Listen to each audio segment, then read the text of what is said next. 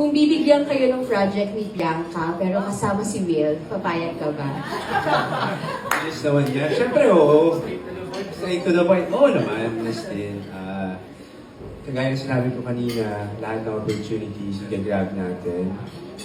As long as approved by the management, Sparkle. As long as approved ni Miss Tracy.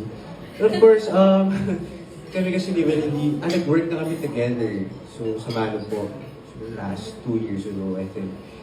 And interesting din na mag-work kami ulit.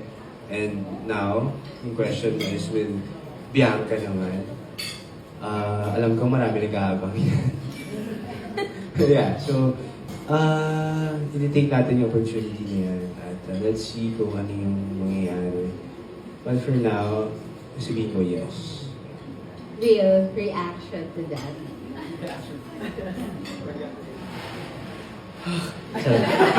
Reaction lang kasi, di ba? Tama naman. Because I worked with Dustin na rin, yung Bianca. And pero sila friends ko. And masasabi ko talaga na very, very professional sila. So I'm looking forward talaga na makatrabaho sila. Ulit, ngayon na nakalabas kami dito sa loob ng bahay ni Kuya.